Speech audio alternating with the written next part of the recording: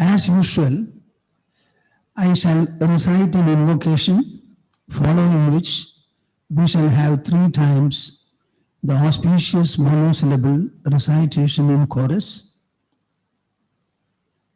Thereafter, I shall start the discussion.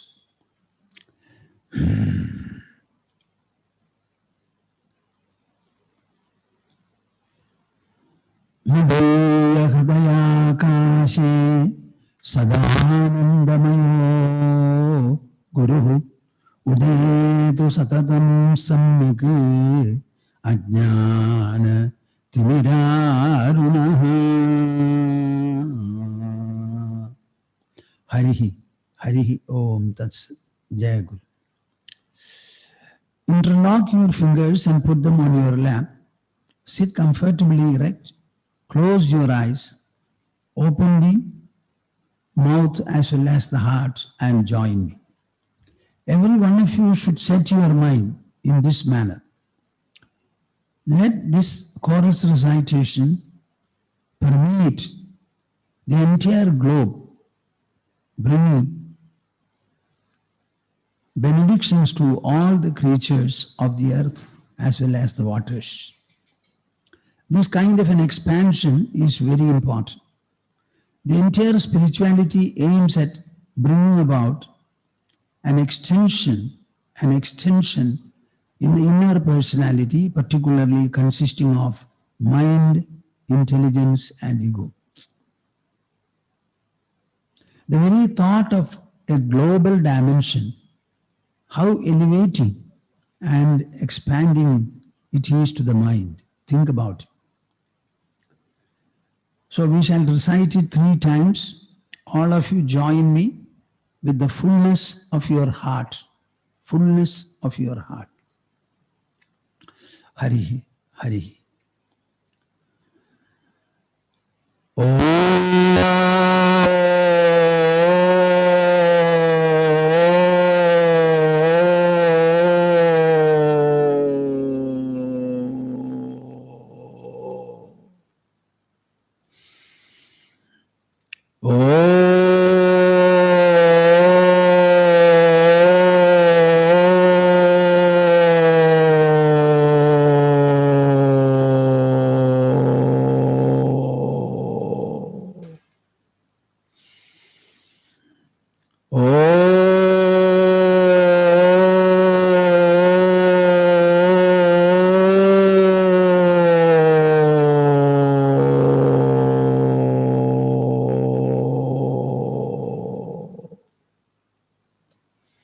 Harihi, Harihi Om Tatsat. Jaya Guru, Jaya Guru. Today there was a suggestion that I should address our viewers on the subject of Deepavali, the festival of lights. Light is something very common and we are very familiar with in our life. Our day begins when the sun rises. It means that the sun is illumining the surface of the earth where we are living. The sun rises, seemingly the sun travels, and finally it sets. So the day is over. What does it mean? The luminous part of the day is over. It is followed by darkness. When there is no light, there is darkness. Darkness obstructs our vision. No object is visible for us. We have 5 sensory organs, 5, out of which I believe the eyes are the smallest seemingly, but they are the most useful and the most powerful also. An eye specialist told me years back that the far point of the eye is infinity. We are able to see stars which are at great infinite distances. He told me, if at an infinite distance a sizable object is kept, the naked eyes will be able to see it. Can you imagine? Now the next question I want to ask you is, or maybe the first question, who made these eyes? How were the eyes evolved? The entire body, along with the 5 sensory organs, not 5 actually, 10, Karmendriyas 5 and Jnanendriyas 5, all of them were evolved in the course of a few weeks inside the mother's womb. It is originally one single cell that went on multiplying. Here it became the eyes, here nose, here ears, like that. What is the power that was working in shaping the body? I think I don't have to tell you. The power is not anything from outside. No outside agency of any kind has helped or interfered in shaping the fetus in the mother's womb. It's all the power lying in the sperm and the ovum. No external power is there. What do you think are the power and potential that is within our body, within the cell, which has evolved the organ called eye, the sense called eye, and that eye has got infinite power of perception. So what should be the source level? Imagine a little. Why are we looking into the outside world? What about your own inside? Within our body is lurking infinite dimension and infinite magnitude. For the eyes to see, there must be the presence of light. And when the light is not there, we call it darkness. If you ask me, there is nothing like darkness at all. The lowest degree of light is called the highest degree of darkness. Conversely, the lowest degree of darkness will be the highest degree of light. Altogether, there is only one, light.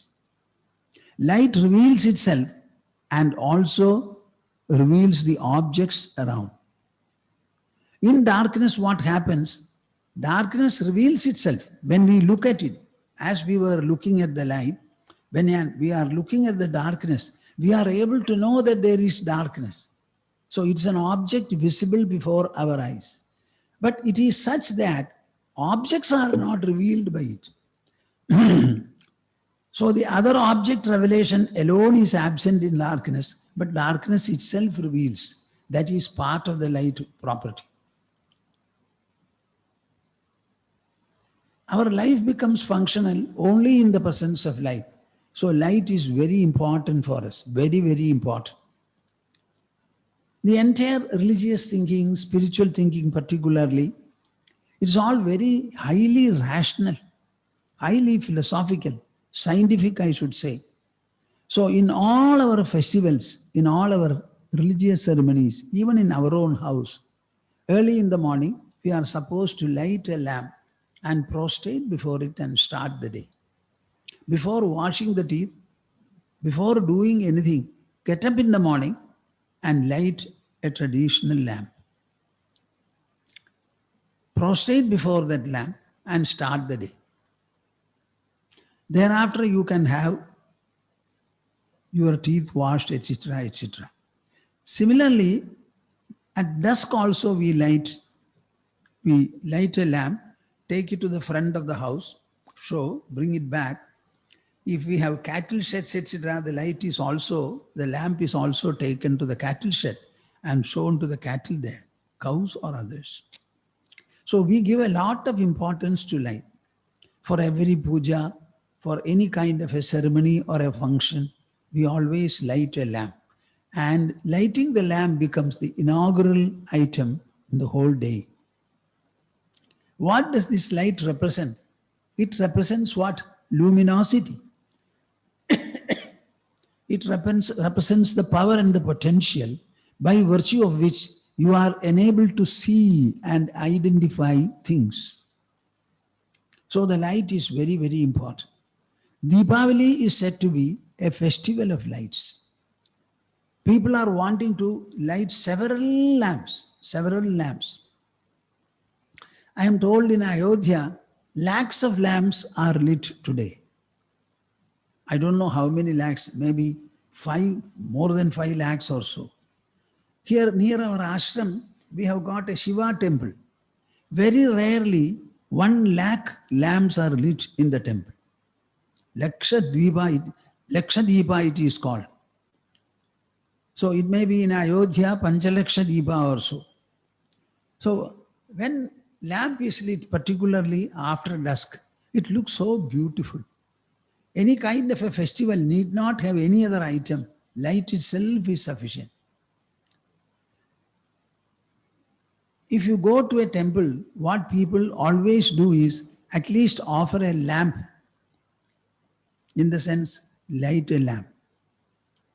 So the lighting is very important. This light is not merely external. Internally also it is light. When a thought arises in your mind, tell me, how is it revealed to you? The sensory organs are not able to penetrate into the body, access inside the body. So by virtue of which particular factor, I don't use any other word, we are able to identify things like thoughts, feelings, emotions, memory, knowledge, reason.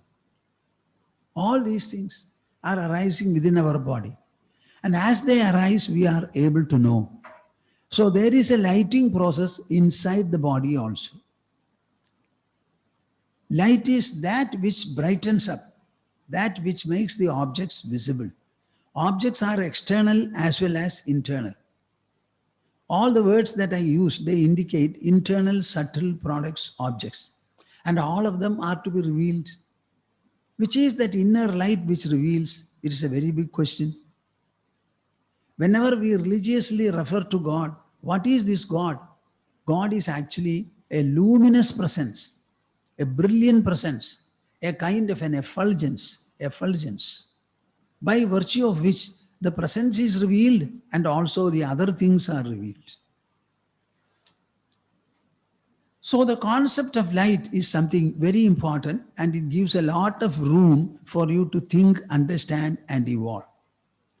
In Brihadaranyaka Upanishad, the entire Vedas, they are prehistoric and ageless. There are many Upanishads, but 10 Upanishads are supposed to be very important and pronounced. Shankaracharya has commented upon, written his Bhashya for Dashopanishad, 10 Upanishads.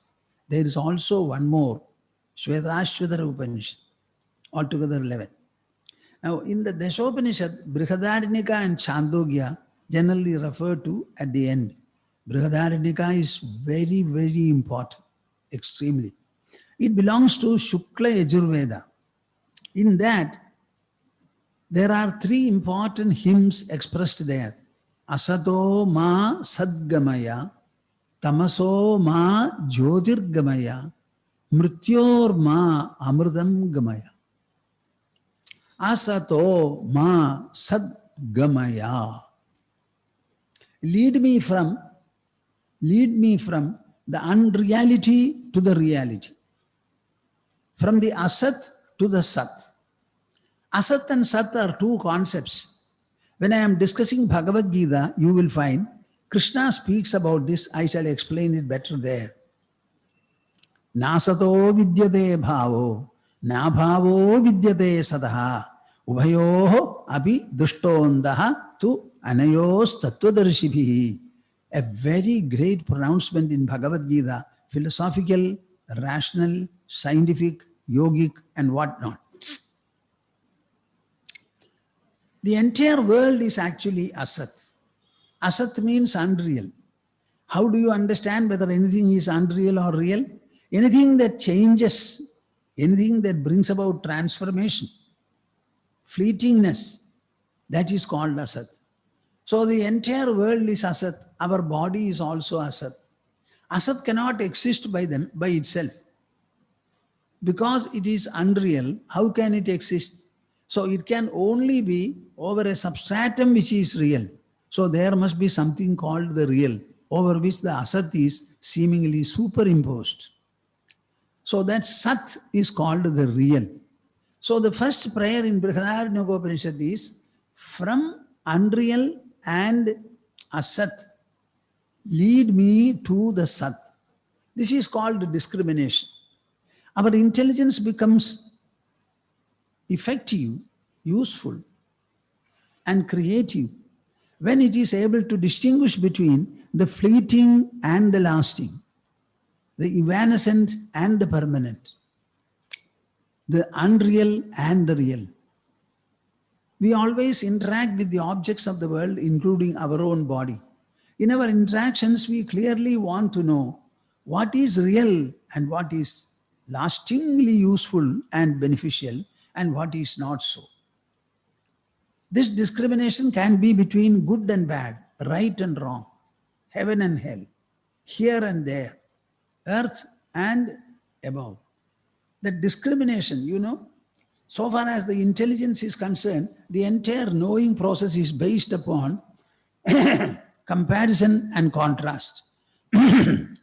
Unless there are a few things or many things which we can compare and contrast, knowledge will not evolve in the intelligence. So this is very important. Our intelligence must be right from the beginning taught to differentiate between matters. Most of you have children and the children are growing. The one point that you should repeatedly teach them right from the young age is you have to be discreet and discriminating. Discriminating between what is good and what is bad, what is right and what is wrong, what is acceptable and what is rejectable, what is promotional and what is demotional. It is just like the eyes distinguishing between colors. What is white and what is black, what is yellow, what is purple. These differentiations are there. And similarly, our ears distinguish between the mother's voice and the father's voice. When somebody talks to you, you are able to identify him because in the level of the ear, in the section of the ear, we are able to differentiate. So this is something very important. Asatoma sadgamaya, tamasoma jyotirgamaya. Tamas generally indicates darkness and ignorance. Jyoti indicates light and wisdom. So the second prayer is, lead me from darkness to light, ignorance to wisdom, from material wisdom to spiritual wisdom, from object wisdom to the subject wisdom. Are you with me? Tamaso ma jyotirgamaya, mrityorma amritam gamaya. Everybody is afraid of death, afraid of death. Mostly people are unwilling to die. Whether we like or dislike death, we are willing or unwilling, death becomes a fact. As we were born one day by the passage of time, the same passage of time will bring the death of the body also at another time. Though it is an unnegatable, irrefutable, undeniable, unpreventable fact, everybody is afraid of it. Suppose you fear death, your fear remains with you, but death comes at its own time. So is it the way to live? Can we not understand death properly? Understand it to be a transition, as I am going to explain to you as we take up Bhagavad Gita, the second chapter. Death is a transition, he says. Krishna says, death is not an extinction. On the other hand, it is only a transition. The body has undergone so many transitions earlier, and this is the last visible transition. It will take place in any case. Should we be prepared with and reconciled with it, or should we be afraid of it? So he says, Mrityorma amritam gamaya. Let us understand Mrityu properly and let the vision take us to the Amrita, the eternal substratum of the so-called death and the change. So these are the prayers. Why I cited this? Deepavali today is a festival of light. This light is referred to in our prayer. Tamaso ma jyotir gamaya. Lead me from darkness, invisibility, to light, visibility. Let me be able to understand matters properly. Not merely objective matters, but also subjective factors. The knowledge cannot be object-based alone. The entire knowledge is a knowing process and its outcome. The knowing process and the outcome are taking place within our body. So knowledge cannot be divided into the object knowledge and subject knowledge. and we deal with only the object knowledge, the subject part we leave. That is not right. Let us have enough of light, enough of illumination, enough of luminosity for our intelligence, as a result of which the entire existence will be known to us. Not merely the existence before the senses, but inside the senses, the existence where, inside the body, the whole world is perceived, imprinted. Every time we look into our mind, and the mind's imprint alone we are seeing. We never see an object at all. The sun rises. Hundreds of millions of kilometers away. We don't see the original sun. Certainly not. We see, if at all, a refracted sun. And that refracted sun also is at a great distance. You are standing here and you are seeing the sun. Does the sun come to you? Or do you go to him? Certainly not. But nevertheless, the perception takes place accurately. How? It is within your body. Within your body, there cannot be an object sun, or an object elephant, or a mountain. So your perception is purely inside the body. It is inner. It is inner. It is subjective. All our experiences are subjective. Even the world experience is not an outer experience. It is a subject experience. I have a body. That is also a subject experience. The same body you forget totally when you are sleeping, but you don't die. You sleep for 6 or 7 hours and get up to say, I had a comfortable sleep, and you are ready for the wakeful day. Why don't you think properly about it? All these facts should be let known to me. So that lighting is very important, very important. In terms of legends, what is this Deepavali? You know, we have 2 epics apart from the Vedas. One is Ramayana, the biography written by Valmiki Maharshi. You should understand, it is not a biography written by a simple historian or a novelist. No. An ascetic has written Ramayana. A tapaswin has written Ramayana. And that Ramayana, there was a great purpose. I don't go into it, how the whole writing began, what was the purpose, etc. I am not discussing now. Valmiki Maharshi has penned the biography of Sri Rama. Rama was the prince of Ayodhya, Ikshvaku Vamsha. Whatever is written in Ramayana, it is only about the prince and the king Rama. Nothing else is there.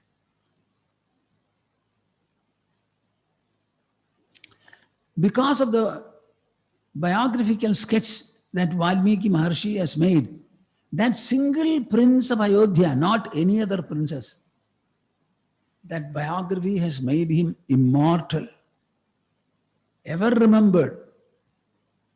How many temples are there built for Sri Rama? Can you imagine?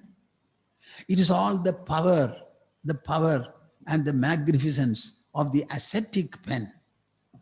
There were other princes also before Rama and after Rama. And 1 or 2 of them must have been equally good or even better. But we don't know about them. We only know about Sri Rama because Valmiki has made him his son. He painted him in the manner he wants, put him on the lap, and decorated him very well, and then said, my dear son, please go and capture the hearts and minds of people. And Sri Rama is even now doing. One single Ramayana was written, but millions of copies have been printed. I generally say the electricity produced in the generator, the place of generation, it has to be concurrently used. It cannot be stored so much. Valmiki cut across the fibers of palm leaves and wrote Ramayana. And the power generated when he cut across the fiber is so much so that even today it is vibrant and active. Can you imagine? One single generation, the book he has written, the palm leaves that he had inscribed on, that one Ramayana. So Rama is a personality for us. If you all trace your ancestors backward, you will find Rama is an ancestor for all of us. Dasharatha was one. Aja Chakravarti also was one. It is after all the story of our own ancestors. It is the history written by an ascetic pen, an ascetic person who became part of the writing when Sita was abandoned and entrusted to his care by Lakshmana, though without any words. So Valmiki's biography became an autobiography after he accepted Sita and started looking after her. Wonderful. You should go into the writing very well. Then Rama is one person. Another person is Sri Krishna. He appears in Mahabharata. Ramayana was written in Treta Yuga. One yuga had passed and we come into Dwapara. And Dwapara also towards the end of it. That was the time when Krishna was born. Ramayana epic gifted us a Sri Rama and Mahabharata epic has gifted us one Krishna. Now these two personalities have become very current in our minds. If you take away these two personalities, I believe all our heritage will suffer. It will look blank. Our Deepavali festival is very much related to both Rama and Krishna. How is it related to Rama? In the whole of Ramayana, you will find the Vanavasa of Rama is the most important factor. 80% of Ramayana is over when Vanavasa is completed. And it was for 14 years. And it was a great job for Rama to return just completing the 14 years. He reached exactly in time as promised.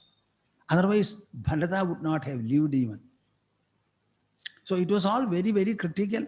And you will find the element of providence, the providential share of all developments very clearly in all these. So Rama returned from Lanka after killing Ravana, installing Vibhishana there on the throne. And Vibhishana requested Rama and the others to stay for a few days in Lanka. Rama said, I cannot stay. I am bound to go back at the end of 14 years. If I don't go, Bharata will jump into the blazing fire. So don't tell me that I should stay. Now we have a hard way to go. Vibhishana said, I will reach you in Lanka within 1 day. I have got the Pushpaka Vimana. The Pushpaka Vimana, I was wondering, did Rama enter into the Pushpaka Vimana? He had taken nothing from Lanka. Nothing. Not even a particle of sand. He installed Vibhishana and said, the kingdom belongs to you, the country belongs to you, rule it well. But Vibhishana said, I have kept this Pushpaka Vimana ready and I will reach you. This Pushpaka Vimana was not a property of Ravana. It belonged to Kubera. He had snatched it from him. So the right course for Sri Rama was to entrust the Pushpaka Vimana back, Vibhishana also, to Kubera. And that is what they did. But the last trip from Lanka to carry Sri Rama and party, that was done by it. It seems Rama in the Pushpaka Vimana, when they were going, Sita suggested that Sugriva's wife and others also women, they should also come. They also expressed a desire to see Kausalya prostrate before her, take blessings. I don't know how you react to all that I'm saying. I am telling you with a lot of fondness. I want every one of you to listen to these items. There is value, there is inspiration, there is ideal, there is persuasion, there is compulsion. All the qualities that are supposed to enrich the mind, all the qualities that are supposed to adorn the intelligence, these alone are discussed in our epics. The role of the epics is to instill into the minds of the readers, intellects of the readers, all the qualities that will enrich the two. This is what we want. And all are aimed at what? Characteral elegance, behavioral majesty, and interactional excellence. Every one of you must have a dazzling character. You must have a great behavioral pattern. As you know, as you grow, your behavior also should reflect your growth and majesty. Similarly, in all interactions, you cannot be recoiling, fearing, doubting. You must excel in whatever you do. Excellence does not belong to the body. It belongs to the inner personality. Every quality or value belongs to the mind, belongs to the intelligence. To some extent, you can say also belongs to the ego. Our inner personality should be embellished. Your physical body completes its growth latest at the age of 21. That is the time you become an adult, ready to exercise your choices and win your objectives in life. At that time, if the body has completed its growth, I am asking you, which part of your personality will grow then? Answer me. Only the inner personality, consisting of what? An emotional mind, a rational intelligence, and an assertional ego. These are the only three items to develop, to grow, to become better. And our epic writing is only meant to instill in you values, goals, ideals, restraints, discipline, regulations, reformations, refinement, all these to enrich and empower your mind and intelligence. You must be able to apply your intelligence assiduously to any proposition whatsoever. You must find joy in it, delight in it. Any kind of a good work given to you, you must be able to do beautifully, not expecting a remuneration. Remuneration comes at the end of the job. You should work joyously, work delightfully, work cheerfully, work exultingly. We must advance the joyfulness from the end of the job to the very beginning of the job. That is what Bhagavad Gita tells us. This is what is called light. This is what is called wisdom. Whenever we light a lamp, we want to light and brighten up our intelligence, our mind. That is the intention. We cannot reach the mind with an instrument. It is inside. How can you approach it? You can only approach it by virtue of a mind process and an intelligence process. By introspection, by meditation alone, you can approach the intelligence and the mind. So, listening to Sita's words, Rama took all of them. And the Pushpaka Vimana could accommodate all of them. They reached Bharadwaja's ashram. Immediately he sent Hanuman there, saying that, tell Bharata that I am already here and I shall reach there tomorrow. Bharata, on hearing it, became so overjoyed. He swooned. Rama had also said about Hanuman's perceptive ability. Rama was very sure. When Rama and Lakshmana went, they were traveling. Ultimately, they went near Rishimuga. Sugriva noticed them from the hilltop. And he said, 2 young people have come here. Bali must have sent them. Let us find out. You go. Hanuman was sent. The skill, the art, the dexterity, the insight with which Hanuman prostrated before both of them. He could not identify who was elder and who was younger. So he prostrated right at the center of both of them and touched both their feet. And he addressed them in the Sanskrit, there is called a dual number, using a dvivachana, not to anyone in particular. Rama heard him and said, there is a lot of grammar in what Hanuman is talking. How beautifully he talks. What are the words he uses? So Hanuman was prepared to take them. He presented such an invitation. So Rama had to decide immediately. And both of them are together. Hanuman is present. So he said, there is a lot of beauty, charm, and precision in whatever Hanuman speaks, we can trust him. So let us go. So he was very much understanding very clearly what is the potential of Hanuman. So he was saying, look into his face, understand what is in his mind. If he wants to rule the kingdom, let him rule. You understand, Rama? It requires a Valmiki to write all these details. All people who speak about Ramayana, they will speak only about what? The beautiful and colorful aspects.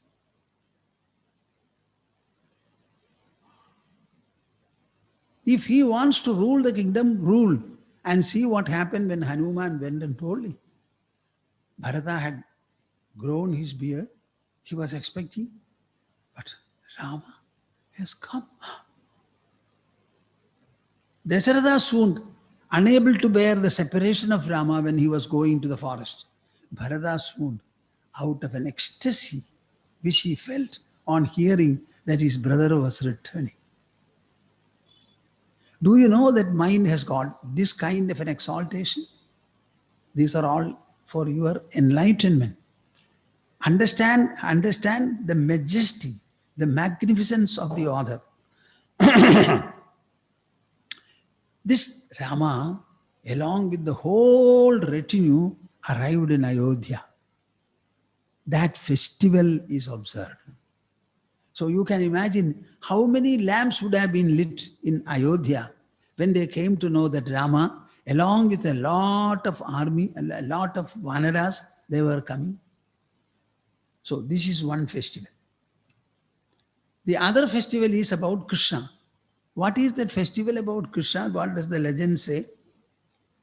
Krishna was not owning any land as such and ruling power.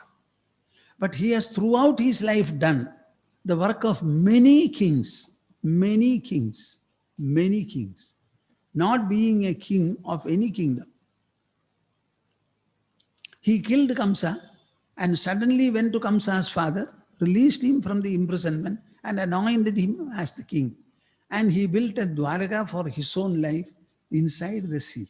That's all what he did.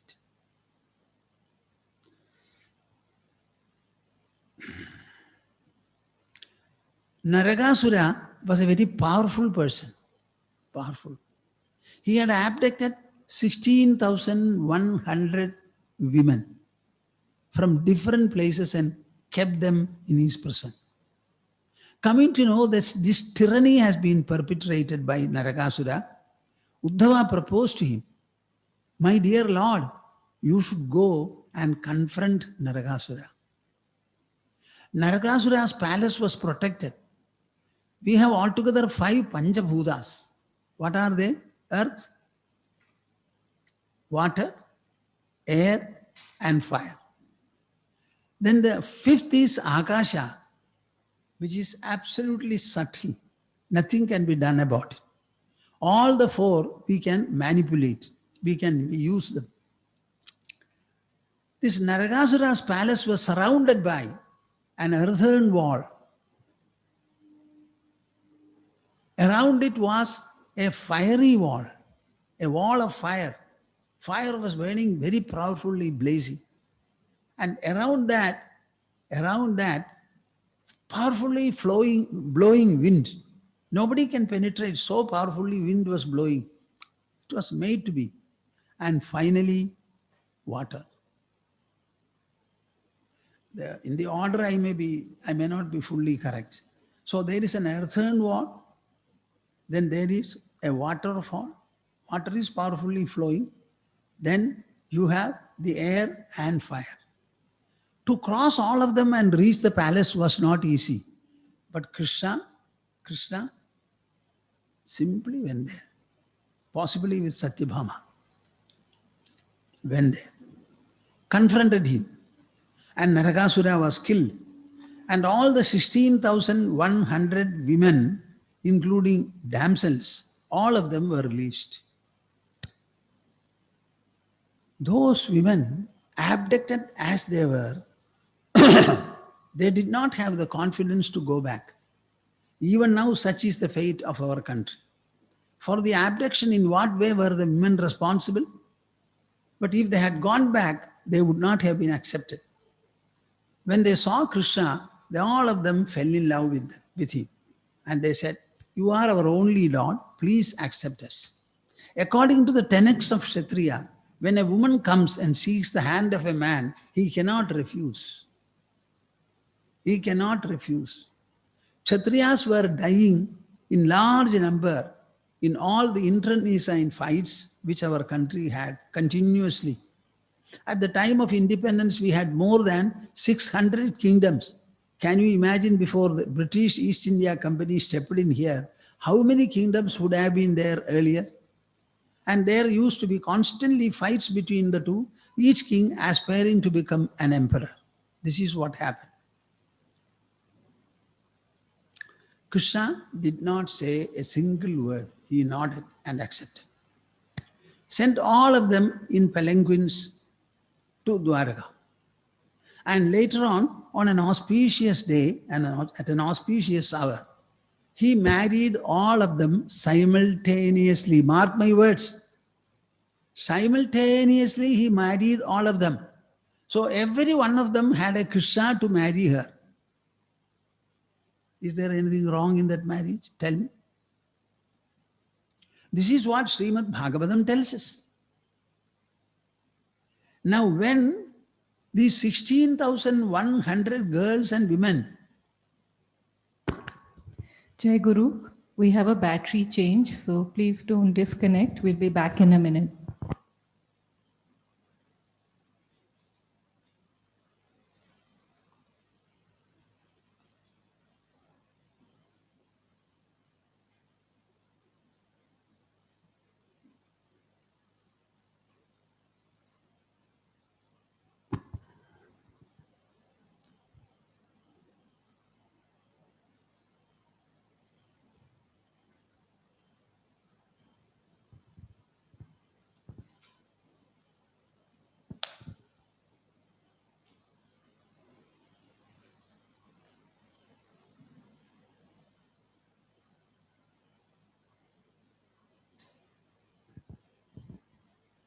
Power switch. Put the power switch on. It's fine. Jai Guru, Pujya Swamiji would be recommencing.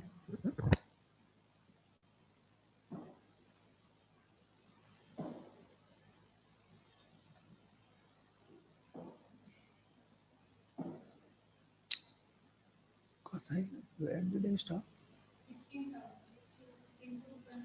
16,100 girls, women, when they were liberated.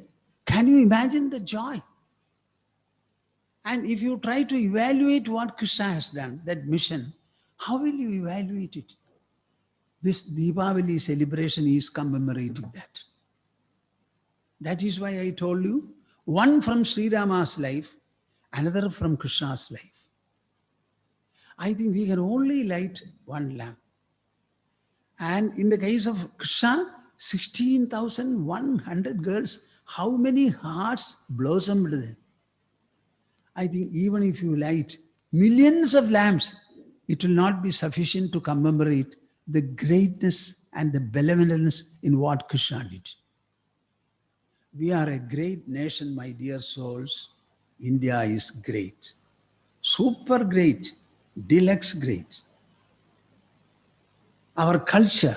I am very sorry the modern people do not have sufficient intelligence to evaluate, appreciate, and absorb this culture. It's a very great culture. This time in Ayodhya, even today, there is great celebration, a kind of a renewal that nobody could have thought of a few years back. Such a great illumination is taking place there. So far as we are concerned, how do we understand this Deepavali? I said, epically, in terms of epic, what does it illustrate or what does it represent, I mentioned. So far as we are concerned, we are always interested in getting illumined. So far as the sensory organs are concerned, light is illumining. But what about the inside? What will illumine our inside? We were conscious of the inner effulgence and the inner illumination, luminosity necessary. Out of the 4 Vedas, Rigveda is the oldest. And in Rigveda, there is a Gayatri Sukta. Everyone is supposed to be initiated into Gayatri, and he must chant and recite it a few times a day. In my childhood, the practice was 108 in the morning, 32 in midday, and evening 64 times, along with so many other embellishments, ritualistic embellishments. It will take nearly 40 minutes or so if you want to perform Sandhya Vandana and Japa properly. And the Vedic Gayatri runs in this manner. Tat savitur varenyam bhargo devasya dhimahi dhiyo yo naf prachodayat. My dear souls, you require so many years to listen to this. Not a couple of years. Tat savituhu varenyam bhargaha. The sun that rises on the horizon in the morning, it is for the eyes, biological eyes to see. That sun is not going to illumine inside our body. It will not illumine my mind, my thought, my emotion, my problems. It will not offer me a solution. I want the inner light. Tat savituhu varenyam bhargaha. Devasya dhimahi. It actually means dhimahi. Using the intelligence, I contemplate upon that adorable brilliance of Savituhu. What is meant by Savita? He who knows everything. That Sarvajna, that all-knowing, omniscient, that omniscient brilliance we contemplate upon. What for? Dhiyo yo na prachodayad. So that our intellects may be properly illumined. Why the word intellects? Dhiyo yo na prachodayad. We have wakeful state, we have sleep state, and we also have the dream state. The world we are referring to is limited to the wakeful state. If we are awake in this world for 16 hours, for 8 hours we are totally away from it. Which is the world that you are going into during your sleep? 1/3 of your life you are enfolded in sleep. So inside the body, what is there into which you get absorbed? You get away from the world, but where are you getting into? Something is there into which you are absorbed. What is that sleep world? And in sleep, you also experience a dream where a parallel world of objects, parallel world of everything, including a parallel God, if God is necessary to create, all of them are there. So we want to be illumined in the wakeful state, in the sleep, and also in the dream. Whenever there is a dream, we should know that I have had a dream. Whenever I go into a sleep, I should not forget everything and ask somebody else whether I have slept. I must know that I have slept. So don't rob our consciousness at any point of time. Let us keep vigilant. Let us become conscious. Let us become alert. Dhiyo yo naf prachodayat. My dear souls, we are humans. We are humans. We have a mind to think, an intelligence to understand, hands to work, and feet to walk. We don't require anything at all. All that we want, if you are an intelligent person, you will say, let my mind and intelligence be properly illumined and directed. That's all. We shall achieve anything in this world. Anything in this world we shall achieve. But we must have a discrete intelligence, a discriminating intelligence. And we must have a mind of healthy emotions. All the rest we can acquire. We don't require anybody's help. Give a barren land to a few people. If they have hands and feet, mind and intelligence properly, just like Yudhishthira and party converted Indraprastha into a beautiful garden-like place, so much so that Duryodhana was not able to tolerate the prosperity Yudhishthira acquired in such a short time. How did they do it? So all that we want is a proper propulsion of our intelligence. Our intelligence should be properly directed. So may we have it, and we contemplate upon the adorable, omniscient brilliance for it. This Gayatri is not addressed to sun. Sun is an inert object. It can only illumine the surface of the earth. It can only emit light. Light cannot penetrate inside. We want an inner spiritual brilliance by virtue of which our intelligence will be properly inspired and motivated. Our mind will be properly propelled. That is the prayer. This is the kind of light that we want. And to indicate that we are externally lighting a lamp with the help of others, anybody can see. It is something like doing japa. I can call any number of people and then ask them, chant a japa or a mantra. So we can see collectively and do it. The real brilliance, our Upanishads are singing, na tatra suryo bhati na chandra tarakam nema vidyuto bhamdi kutoyam agnihi tameva bhamtam anubhati sarvam tasya bhasa sarvamidam vibhadi. My dear souls, learn these verses, sing them, let your children listen to, revolutionize them, revolutionize yourself. What is this singing? Na tatra suryo bhadi na chandra tarakam nema vidyuto bhandi kutoyam agnihi. This is actually sung when you burn camphor and take the flame in front of a picture or a deity. Na tatra suryo bhadi na chandra tarakam nema vidyuto bhamdi kutoyam agnihi. What brilliance are we referring to? We are referring to a supreme spiritual, invisible brilliance, where Surya na bhadi na chandra tarakam, where sunlight cannot reach, nor moonlight can reach, nema vidyuto bhandi, this powerful lightning cannot reach, kutoyam agnihi. I am burning camphor, I am burning a lamp and showing in front of you. But please understand that this brilliance cannot reach anywhere. That omnipresent, omniscient effulgence, it can only be contemplated upon by our intelligence. It is not visible, it is invisible. It is not external, it is internal. It is not material, energial, it is spiritual. It is a spiritual splendor, perceptible, if at all, to the inner intelligence of man. Tameva bhamdam anubhati sarvam. That shining alone do these external luminaries shed their luster. Am I clear?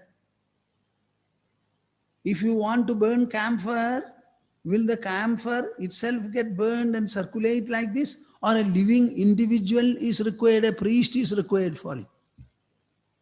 The idol in front of which you show it, that idol is inert. It is made of stone, clay, or wood. That is inert. In waving the lamp, in waving the flame, that livingness is there. The first brilliance is of life. The first brilliance is inner. It is the invisible, spiritual splendor, radiance that makes one wave the lamp, wave the flame. Tameva bhamdam anubhati sarvam tasya bhasa sarvamidam vibhadi. How to reach that splendor? Dhiyo yo naf prachodayad dhimahi. Contemplate upon it. You are listening to my descriptions? Use these descriptions. Learn them yourselves. And then reflect upon them. Reflect upon them. Oh, even sunlight is only external. It is mere energy. It doesn't have anything called the power of life. It has no sensation. It has no power of cognition. So cognition, where from does it come? It is taking place inside. So the brilliance, the real brilliance is inside the body, where nothing can reach from the object world. So what can reach there? Our own mind, our own intelligence. What shall I ask them to do? Reflect upon, contemplate upon, inquire, investigate, discriminate, evaluate. That is the only way. That is why Tattva Vichara is considered to be supreme. Arjuna was made to reflect upon, which he had refused to do, did not do, for so many years in his life. Krishna said, think, think, think. Try to know. You may live for 1,000 years. That life will be merely that of animals and birds. If you have to live in a human manner, before going to bed every day, reflect upon the day, what you have done. Was it right? Could it have been better? Unless this reflection, rumination, introspection, evaluation, comparison, contrast, unless this process is afoot in your mind, I don't think there can be any improvement. Arjuna began to think. Evolution followed instantly. But so many years he had lived, he did not think. He only worked for Pashupadastra and got it. And finally he was unable to use it. Gandiva slipped from his hand. This will be the fate of everyone in this world. Everyone. If you want to evolve, think. If you want to evolve, introspect. Kim jodhistava bhanumanahani Ratrau pradipadigam syadevam ravidipa darshana vidhau kim jyotirakhyāhi me chakshustasya nimilanādi samaye kim dīrdhiyo darshane kim tatrāham aho ado bhavan paramagam jyodhistadasmi prabho. Swamiji, how to lead our thinking to this inner splendor? Is there any way? My dear souls, yes, there is a way. I am telling you in a very simple manner. This sloka is composed by Shankaracharya, and he presents a conversation between the Sadguru, the real teacher, and the devout disciple. It is in the way of question and answer. Kim jodhistava? My dear disciple, tell me, what gives you illumination? What makes you see? Bhanumanahani. During the day, it is the sun. Very good. Ratrau. The sun sets and night follows. During the night, what illumines you? Pradipadigam, lamps, etc. Syadevam. I agree. Now answer my next question. Ravidipa darshana vidhau kim jyotirakhyāhi me. In the matter of seeing sunlight and lamplight, are you following me? I have doubt. You saw the sunlight. You saw the illumination of the lamp. In the matter of seeing the two, what was your source? Chakshuhu, my own eyes. Bah. So far you said sun and lamp. Now suddenly you come to yourself, your body, and you say, I is my illuminer. I is EYE. Chakshustasya, when you close your eyes, then what? Do you die? You close your eyes and sit. Are you not aware that you are? Are you not aware of your body? Chakshustasya nimilanadi samaye kim. So when the eyes are closed, what tells you that I am? Dhihi, my intelligence. Dhyor darshane. Ha. Your intelligence tells you that I am. I have a body. Okay. Who tells you about the intelligence? Who illumines the intelligence shows that. He said, Kim tatraham. There I am. I say my intelligence. I closed my eyes. I did not see anything. I opened my eyes and saw the sunlight and the lamplight. Then I closed. Then intelligence. I refer to my intelligence as my intelligence. So what is the source of illumination so far as your intelligence is concerned? He says, Tatraham, I myself, I am that I. Tato bhavan paramagam jodhistadasmi prabho. In that case, don't you think the I is the supreme light for you? Yes, my dear master, it is, I agree. This is how, my dear souls, you have to get inside you to find the supreme source of effulgence. Close your eyes. Sit for at least 20 to 25 minutes a day, as Harvard University has advocated. Out of 1020 minutes of wakeful hours, spend at least 20 minutes doing meditation in their language. In my language, it won't be just meditation. You cannot take up meditation so fast. But they only know to say that. Kim tatra hamato bhavan paramagam jodhistadasmi prabho. Now coming to the devotional sphere, what I have to tell you is something important. In the 10th chapter of Bhagavad Gita called Vibhuti Yoga, Krishna started explaining his inner personality. His inner personality, not the body, but what is apparently inside the body, animating and activating the body.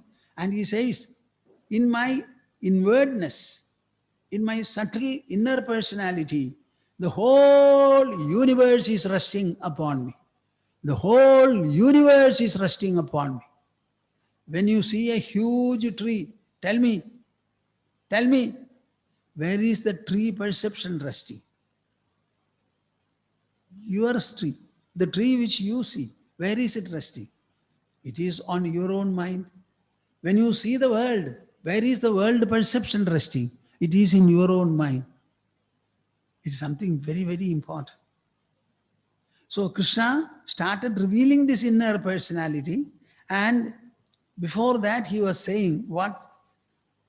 Aham sarvasya prabhavo mattas sarvam pravartate idi matva bhajante mam buddha bhavasamanvidaha. There are various practices of devotion. Physical practices, sensory practices, so many oral practices. But what is the real practice? It has to be a mental, intellectual pursuit. He says, Aham sarvasya prabhavo. I am the source. I am the source of everything and all. Mattaha sarvam pravartade. From me, all things are moving and acting. Iti matva bhajante mam buddha bhava samanvidaha. Relating matters to the mind and trying to understand them from the level of the mind, people start contemplating upon me, thinking upon me, dwelling upon me.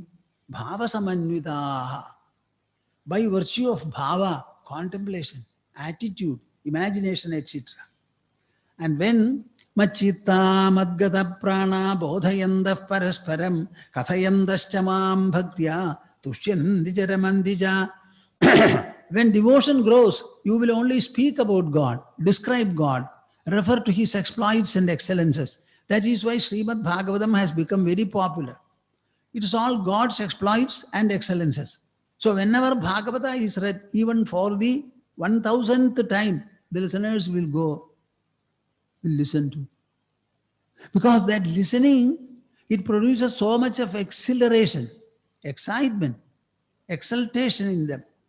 Machchitta madgata pranaha bodhayandah parasparam kathayandascha mam bhaktya tushyandija ramandija. They will start referring to me, speaking about me, describing me, comparing, contrasting, evaluating, saying good, bad, yes, no, etc. about me. In that way, tushyandija ramandija. They become very, very happy. You will not be happy narrating the accounts of your children always. All are problems.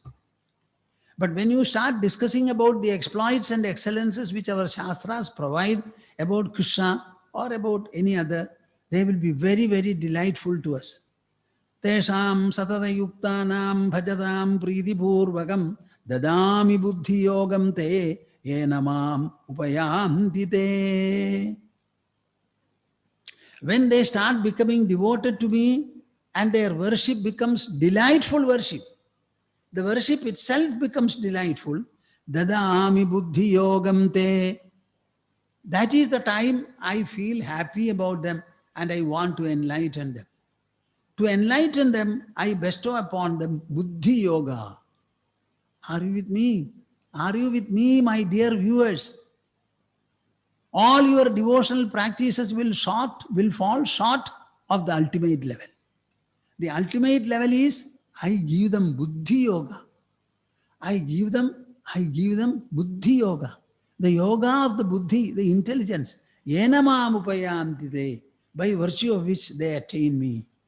Tesham eva anukampartham aham ajnanajam tamaha nashayamya atmabhavastho jnanadipena bhaswata. This is why I said all this. How did I give the buddhi yoga? I light. Jnanadipena. I take the jnana as the deepa. I try to enlighten them. Krishna was enlightening Arjuna. He did not stroke his back. He did not say, let's just have a cup of tea or coffee. What did he say? He only activated his intelligence, made him introspect. Every word of Krishna was containing ideas, wisdom, knowledge. Jnanadipena bhaswada. My dear souls, this is what we want. Knowledge. Wisdom. Particularly about ourselves. What is inside this body? Where from thoughts come? Which part of my being I am a thinker? What is the thought process? What is that source from which so many thoughts evolve and subsist? Very soon they subside. That source must be a tremendous source. Trillions of thoughts have come from there, and all of them have also disappeared, got subsided. What is that source? It seems to have an infinite dimension. Otherwise, trillions of thoughts cannot emerge from there. Am I carrying such a tremendous source within me and I don't know? Virtually it is, I am a donkey carrying a gold bag on my back, walking, feeling only the weight of gold, not the value and utility of gold. So am I a donkey? Yes, I am a donkey. We are a donkey. Don't doubt about it. You are carrying a source which has got infinitude with it. Infinitude. And we don't care. No. We have doctorate, postdoctorate. Then what? What is that source of illumination for you? So he is lighting the lamp of wisdom. Jnanadipena bhaswada. That deepa, jnana deepa, it is radiant with wisdom, and that is what you see in Bhagavad Gita. Where did we stop last time? So on Deepavali, I thought, when all of them suggested here that I should talk to them giving a message on Deepavali, I told you, in terms of legends, what is the relationship that we have? What are we trying to commemorate through Deepavali festival, the festival of lamps? It is the arrival of Rama successfully after 14 years of austere life in which his wife was abducted by Ravana, living in an island other than India, the subcontinent. And he made a causeway to go there. When he returned, he flew. He flew. While going, he was walking. Oh, if you were there, how many lamps you would have lit, I cannot say. It was certainly a great festival. We want every one of you to be successful as Sri Rama was. I want every one of you to be kind-hearted as Krishna was. 16,100 girls he liberated. All of them wanted to marry him, and he married them individually at the same time. Nobody knew who is the original Krishna and who is the duplicate. Everybody was happy. Can you imagine this kind of a human dimension? Yes, every one of you carries the spiritual dimension in you. Krishna says repeatedly, whoever has followed me, they have become like me, like me, like me. Krishna had only a body, a mind, intelligence, ego, and the soul. My dear viewers, every one of you has the same items. Don't you have a body? Don't you have a mind? Do you not have an intelligence? Do you lack the ego? Every one of you has everything. Then what is the difference? That Krishnatva is not there. Cultivate it, practice it, acquire it, possess it, manifest and display it, become magnificent, glorious, superlatively. Bhagavo jnana tapasa putaha mad bhavamagataha. Many people, by practicing the austerity of knowledge, have become like me, says Krishna. Now this much. Now I will speak a little on Bhagavad Gita before stopping. Where did we go to and where did we reach last time? Nahi prapashyami mamapanudyad yachogamuchoshanam indriyanam avapya bhuma vasapatnamrdham rajyam suranam apicha adhipatyam. Arjuna confessed that he was deluded.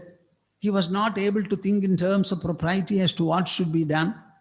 And finally he says, I want Shreyas, everlasting goodness, everlasting purity. How to achieve it? I am your humble disciple and I anoint you as my sole teacher. Instruct me as a teacher will his student. Don't think of me as a brother-in-law or as a fighter. No. I am in front of you as a humble seeking disciple. Enlighten me. But he followed up with one more statement. I want every one of you to understand that Bhagavad Gita is a universal text and it has got eternal relevance to mankind, humanity. Nahi prapashyami mama apanudyad uchogam yachogam uchoshanam indriyanam. Krishna, generally grief is in the mind, within the body. The grief within my body is so deep, so powerful, so strong, that it is burning my senses and the body. Can you imagine? Yachogam uchoshanam indriyanam. That being my plight, whatever you propose to do, be careful. Don't tell me, Krishna, Arjuna, somehow you get up and fight. If you win, you will get back your kingdom. If you lose, you can go to heaven. Don't point to these possibilities and prospects. What I first need is this overpowering grief should be relieved, should be taken away. Give me cooling comfort.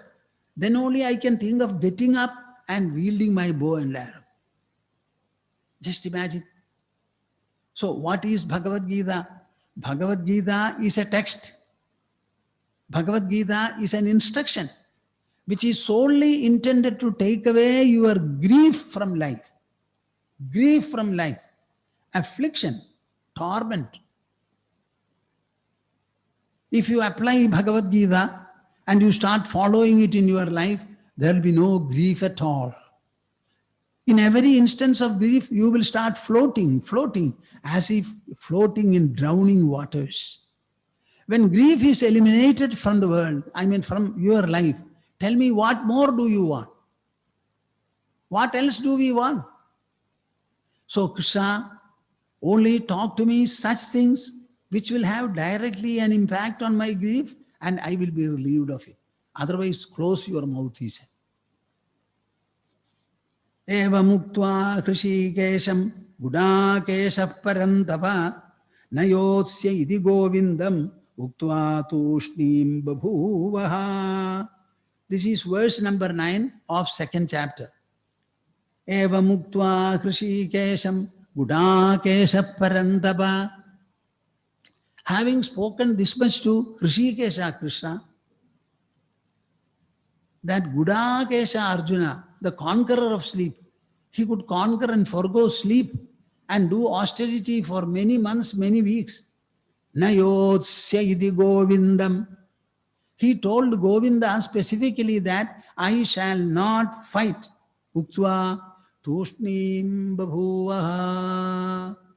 He had already kept his bow and arrow down.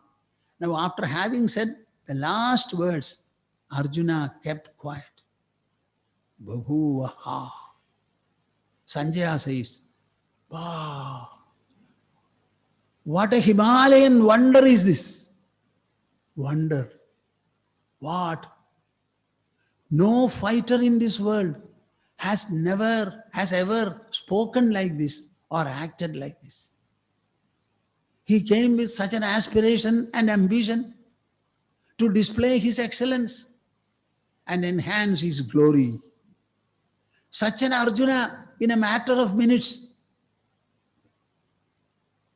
kept his bow and arrow down and tells very clearly to Krishna, unless you are able to cool and comfort me and relieve me of my grief, I shall not fight at all, and kept quiet. Wow. Krishna was very happy. Very happy. When somebody grieves, generally the other people also will be grieving. Such a man cannot console him. If a patient is groaning in pain and the doctor sees it, he also starts groaning. Do you think he can treat him, the patient? So he says, Tamuvacha Hrishikesha Prahasanniva Bharata. Looking at Arjuna, Krishna was smiling. Senayoru bhayor madhye vishidantamidam vajaha. Krishna did not take any time at all. He smilingly started speaking to Arjuna. Oh, you have so much of grief and it is so overpowering. I have got wonderful panacea with me. I will give it to you, administer it to you. Take away all the grief that you have and make you stand up and take back the bow and arrow and make you fight in this very Kurukshetra, he said. Where the disease is, there the cure should be. Arjuna's problem was in the battling front, and the solution also should be springing right there from there. Krishna made grief itself to be the point of inquiry. Whenever you have a torment, don't try to relieve it by some other means, by sleeping, etc., taking tranquilizer. Whatever your torment is, go into the torment, understand it properly, and eliminate it. If there is a problem in the mind, there is a solution too. It is after all a mental problem. There is no scar in the mind. Our earth can be split. Water even can be cut. When you cut it, that cutting instrument, that passage you will see. Air also will be divided while it goes. But the sky will not be affected by anything. Similarly, our mind is different from the Panchabhutas. It is much subtler, There will be no scar in the mind at all. Everything is in your imagination and assessment. So rewrite the whole story, rethink the whole matter, reevaluate, and you will find how wonderfully it works. So Krishna said, I will make your grief itself as the point of inquiry and examination. And he begins his gospel. This is from the 11th verse of Bhagavad Gita. Ashocyananvashojastvam prajnavadamscha bhashase gatasoon agatasumscha nanushojanti panditaha. Bah, bah. What a wonderful proposition. He says, knowledgeable people that do not behave like you, my dear Arjuna. It is your ignorance and delusion that make you behave in this manner. Panditaha, the enlightened people, na anushochandi, they don't bewail like this. Arjuna, you are suffering from basic ignorance, delusion, inability to think in a proper manner. About whom are you grieving? Bhishma and Drona. Katham Bhishma maham sanghe Dronam cha madhusudana Ishubhi pratiyotsyami Pujarha varisudana. You asked. How can I fight my grandfather, dear grandfather, beloved grandfather, and the great adorable teacher? Look at them. Are they grieving? Do they have any doubt? If they are standing in the opposite camp, it is to fight. For fighting, you will have to fight, they will have to counter fight, they will have to fight, you will have to counter fight. So their presence here is an open permission and exhortation for you to fight, fight, fight. Tamuvacha, no. Ashocyananvashojastvam prajnavadamscha bhashase. You are talking like a big scholar, but I don't find any scholarly or erudite behavior in what you do. You are grieving over those very great people about whom you should not grieve at all. The general behavior of great people is characterized by a distinction. What is the distinction? Gatasoon, agatasumscha, nanushochanti, panditaha. In the whole world, there are only two categories of people. Can you tell me which are the two? You should say in order. Which are the two categories of people that you can think of? Those people who have died and gone, the dead people, they are the first. And the living people are the next. How many people have died in this world?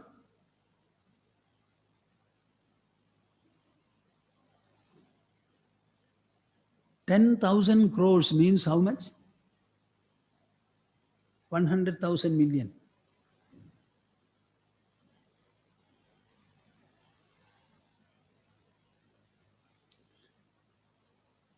Huh? Or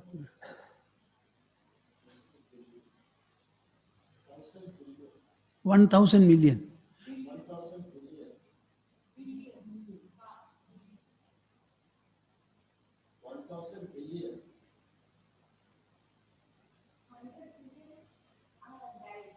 So 1,000 billion have died. 100 billion people have died and 7 billion people are living. You tell me. Please tell me. 1,000 billion have lived and died and only 7 billion are alive. What are we going to do? Tell me, every one of you. We are not in a war front. All of you are safely in your own houses. Ultimately, what are we going to do? We shall die. Can there be an eternal life in the body? The body is born and it grew. Then it declines. Finally, it falls. Is there any disorder there? Is death an order of life or a disorder in life? Gatasoon, agatasumscha, the bodies from which the life forces have departed, and the bodies in which the life forces are yet pulsating. Between the two, the enlightened people do not, over the two, the enlightened people do not grieve. Suppose you start grieving over the dead, can you stop your grief at that? Over the dead, oh, he has gone, he has gone. You will also go, you will also go. So you have to cry over the living also. If these people did not die, what would have happened? I think there will not be space upon the earth for even for ants to crawl. So what is there in death which is unacceptable? All people are not dying when they are young. Many people die. There are some exceptions here and there, that's all. So the normal rule will be, we will be born, we will grow. At the age of 21, the growth will stop. Then we start declining and finally we die. So far as Kshatriyas are concerned, where should they die? Should they die lying on the bed? Should they die in their houses? Or the Kshatriyas should go to the battlefield, fight for the cause of justice, propriety, morality, ethics, benevolence, punish wherever there is greed, selfishness. What should they do? Everyone here has come out of his own volition, either to kill the others and win the war, or to get killed by the others and drop there. You are not fighting the civilians. You are not fighting the unwilling fighters. They are free to go and surrender. Let them surrender. As long as they don't surrender and they are asking you to fight, what is the harm in reciprocating it? I myself went to talk to them about peace, about a pact. They refused. They said, fight, fight, and take back your kingdom. Then I fixed a date for the war and came back. Arjuna, Arjuna, you are a valorous Kshatriya. I have come here to drive the horses of a valorous Arjuna, a fighting Arjuna, not a retreating Arjuna, a weakling Arjuna, a foolish Arjuna, a deluded Arjuna. I have come here to drive the horses for your fight and victory. Understand it. Gatasun, agatasumsya, nanusochanti, panditaha. In verse number 19 of the 4th chapter, Yasya sarve samarambhaha kama sankalpa varjitaha jnanagni dagdhakarmanam tamahuhu panditam buddha. A definition for pandita has been given. A definition for pandita has been given in this verse. He says, jnanagni dagdhakarmanam tamahuhu panditam buddha. When one's activities are all completely burnt off by the fire of wisdom, that person is called an enlightened person. So the enlightened person will never have any doubt or questions about what he does. Whatever is to be done, he will fully do, completely do, confidently do, successfully do. He will not have any doubt about his activity. All activities are part of the world, part of life. And whatever activity faces you from time to time, you should fulfill it wholeheartedly. This earth is meant for active people, not for the idlers. I will stop now. I will continue the discussion. I propose to take up verse after verse and discuss it. How long we shall be able to do it, I don't know. But I propose to do it verse after verse so that this is a satsanga regularly done so that every one of you will have sufficient material to think about. And even if we are able to cover only the 2nd chapter, more than sufficient. 2nd chapter is full and complete. Esha brahmi sthidih partha nainam prapya vimuhyadi, he has said. This is the Brahma Sthiti which one is expected to achieve, aspires to achieve. Even if you are able to achieve it at the fag end of your life, it is absolutely all right, it liberates you. So this is the way the 2nd chapter ends. Even if we are able to take only the 2nd chapter, consisting of altogether 72 Sanskrit verses, that is more than sufficient. So I propose to do it. Every one of you should make notes after listening to me. These notes you must be able to read further and further. If a few of you are able to send you a sample of these notes, we shall go through them in a very happy and fulfilling manner. I shall conclude the session now with an invocation and finally the conclusional chorus recitation of Omkara.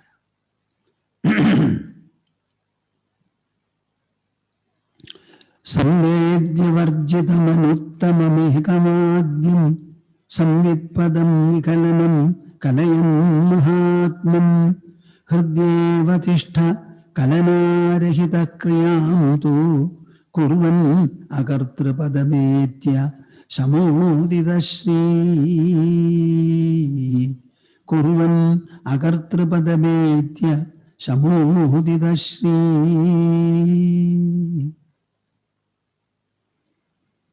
Hari, Hari, Hari Om Tas.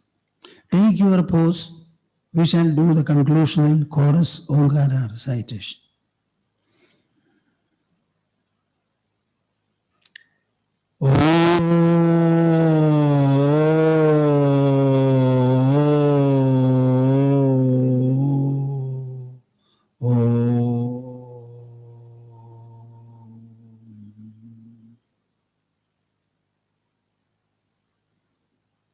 Okay, we shall see again.